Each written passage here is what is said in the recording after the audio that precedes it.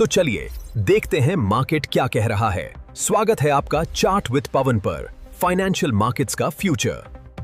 दोस्तों, आज के इस विश्लेषण में हम सीधे मार्केट की उस भयंकर उथल-पुथल के अंदर चलें जो लगातार आपकी स्क्रीन्स पर लाल रंग में फ्लैश होती रहती है।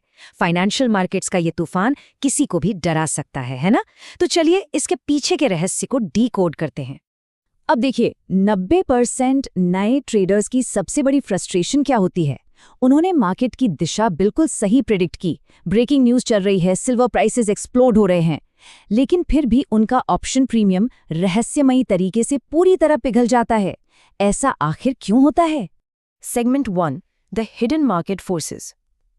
दरअसल इन ऑप्शंस के पीछे कुछ ऐसी ताकतें काम करती हैं जो हमें नंगी आंखों से नहीं दिखती। इन 5 हिडन फोर्सेस को हम ऑप्शंस ग्रीक्स कहते हैं। जरा सोचिए, ये बिल्कुल एक गाड़ी के कॉम्प्लेक्स डैशबोर्ड की तरह हैं, जो लगातार आपको डेटा फीड कर रहे हैं। जैसे कार में फ्यूल या स्पीड का मीटर होता है ना, बिल्कुल वैसे ही इस मार्केट डैशबोर्ड में भी अलग अलग मीटर्स होते हैं।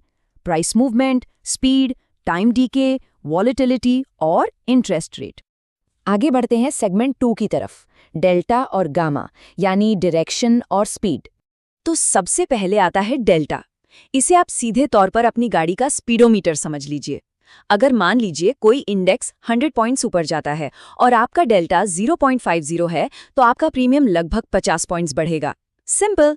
ये किसी भी ट्रेड की सीधी रफ्तार दिखाता है कि अंडरलाइंग मार्केट के 1 पॉइंट मूव होने पर आपका ऑप्शन प्रीमियम कितना हिलेगा।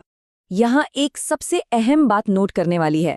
इन द मनी ऑप्शंस और out of the money options बिल्कुल अलग तरीके से बिहेव करते हैं, क्योंकि उनकी डेल्टा रेंजेस अलग होती हैं। कॉल ऑप्शंस का डेल्टा हमेशा 0 से +1 के बीच होता है और पुट ऑप्शंस का 0 से -1 तक। जो इन द मनी ऑप्शंस होते हैं, उनका डेल्टा हमेशा हाई होता है, जिसका मतलब है वहाँ स्पीड और रिस्क दोनों सबसे ज्यादा होते हैं। ये कंपैरिजन बहुत शानदार तरीके से दर्शाता है कि कैसे डेल्टा एक ऑप्शन बायर का सबसे अच्छा दोस्त बन सकता है, जबकि वही डेल्टा एक ऑप्शन सेलर के लिए उनका सबसे बड़ा दुश्मन है। देखिए, एक बायर को प्रॉफिट कमाने के लिए बहुत तेजी से सही डायरेक्शन में मोमेंटम चाहिए होता है, लेकिन एक सेलर के लिए यही तेज डायरेक्शनल मूव उनके सारे ग्रीन प्रॉफिट्स को 1 सेकंड में लाल रंग के लॉसेस में बदल सकता है। लेकिन मार्केट के मैकेनिक्स यहाँ खत्म नहीं होते। अगर डेल्टा उस चलते हुए ट्रेड की स्पीड है, तो गामा वो फोर्स है जो एक्सेलरेटर पर दबा हुआ है। गामा दरअसल ये नापता है कि जब मार्केट अचानक ऊपर या नीचे जाता है, तो डेल्टा कितनी तेजी से अपना गियर बदलेगा।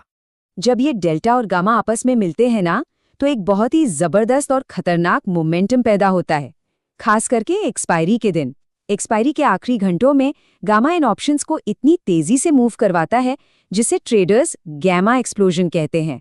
और एग्जैक्टली यही वजह है कि स्मार्ट सेलर्स इस वक्त मार्केट में बहुत ज्यादा कॉशियस रहते हैं। अब आते हैं सेगमेंट 3 पर, theta, the time DK trap. ये सबसे साइलेंट किलर है। इस हिडन फोर्स को थीटा कहते हैं और इससे समझना बहुत आसान है। ये बिल्कुल धूप में रखी एक पिघलती हुई आइसक्रीम की तरह है। हर गुजरते दिन और हर बीते घंटे के साथ ऑप्शन की टाइम वैल्यू अपने आप मेल्ट होती चली जाती है। फर्क नहीं पड़ता कि बैकग्राउंड में मार्केट अपनी जगह से 1 इंच भी हिला है या नहीं। इस कैलकुलेशन पर ध्यान दीजिए। अगर किसी प्रीमियम की वैल्यू आज 100 रुपये है और उसका थीटा -5 है, तो अगली सुबह उस ऑप्शन की वैल्यू घिरकर सिर्फ 95 रुपये रह जाएगी। सोचिए, मार्केट वहीं का वहीं खड़ा है, फिर भी ओवरनाइट आपके 5 रुपये बिल्कुल हवा में गायब हो गए। तो जो शुरुआत में हमने सवाल पूछा था ना कि मार्केट तो हमारी सोची हुई दिशा में ही गया, फिर भी नुकसान क्यों हुआ, उसका सीधा जवाब यही है, थीटा आपके पूरे प्रीमियम को खा गया। एक बायर के लिए थीटा सच में एक अल्टीमेट दुश्मन है, जबकि ऑप्शन सेलर के लिए ये उनका सबसे बेस्ट फ्रेंड है। इसीलिए तो बड़े बड़े प्रोफेशनल्स ऑप्शन सेलिंग को सीधे तौर पर एक टाइम डिके बिजनेस कहते हैं। चलिए सेगमेंट 4 की तरफ बढ़ते हैं, वेगा और रो, यानी वॉलेटिलिटी इम्पैक्ट। अब इस लिस्ट में जो अगला नाम है वो है वेगा। इसे आप बहुत आसानी से मार्केट का एक्साइटमेंट मीटर समझ लीजिए। देखिए, जब भी कोई नेशनल बजट आने वाला होता है या इलेक्शन के रिजल्ट्स आने वाले होते हैं, तो मार्केट में घबराहट और एक्साइटमेंट दोनों चरम पर होते हैं। ये जो बढ़ती हुई वॉलेटिलिटी है ना, ये इन ऑप्शन प्रीमियम्स को गुब्बारे की तरह फुलाकर बहुत ज़्यादा महंगा कर देती है। पर यहाँ ना एक बहुत बड़ा रेड अलर्ट मोमेंट छुपा है, जिसे हम आईवी क्रश कहते हैं। जैसे ही कोई बड़ा इवेंट खत्म होता है और न्यूज़ क्लियर होती है, मार्केट का डर अचानक से बिल्कुल शांत हो जाता है। अब अगर आपका डायरेक्शन का प्रेडिक्शन बिल्कुल सही भी था ना, तब भी वॉलेटिलिटी के अचानक गिरने से आपका प्रॉफिट तुरंत जीरो हो सकता है। ये प्रीमियम्स रातों रात कोलैप्स हो जाते हैं। हमारी इस डैशबोर्ड का आखिरी मीटर है रो, जो बेसिकली इंटरेस्ट रेट शिफ्ट होने का असर नापता है। हालांकि बड़े बड़े इंस्टीट्यूशनल ट्रेड्स और लॉन्ग टर्म ऑप्शंस के लिए ये बहुत मायने रखता है, लेकिन आप और हम जैसे रिटेल और शॉर्ट टर्म ट्रेडर्स जनरली इसे बिना किसी टेंशन के थोड़ा इग्नोर कर सकते हैं। फाइनली आते हैं सेगमेंट 5 पर, अल्टीमेट बायर और सेलर स्ट्रैटेजीज। इन्फोसिस को यूज कैसे करना है? या मैं आपको एक कमाल की गोल्डन मेमोरी ट्रिक बताता हूं जिसे आप याद रख सकते हैं। डी से डायरेक्शन, जी से गियर चेंज, टी से टाइम डिके, वी से वॉलेटिलिटी और आर से रेट। बस इस छोटी सी चीट शीट को अगर आप समझ लें तो आप चार्ट देखकर तुरंत ये पहचान लेंगे कि इस वक्त आपके पोर्टफोलियो को इनमें से कौन सा फोर्स मैनिपुलेट कर रहा है। तो एक समझदार ऑप्शन बायर की स्ट्रैटेजी क्या होनी चाहिए? उनका फोकस हमेशा फास्ट मार्केट मूवमेंट पर होना चाहिए। उनका लक्ष्य डेल्टा और गैमा के स्पीड का पूरा फायदा उठाना होता है। लेकिन हाँ, उन्हें अपने सबसे खतरनाक लाल निशान वाले दुश्मन यानी हाई थीटा डीके से हर हाल में बचना पड़ेगा, वरना वो टाइम का टिक टिक करता हुआ मीटर आपका पूरा पैसा जीरो कर देगा।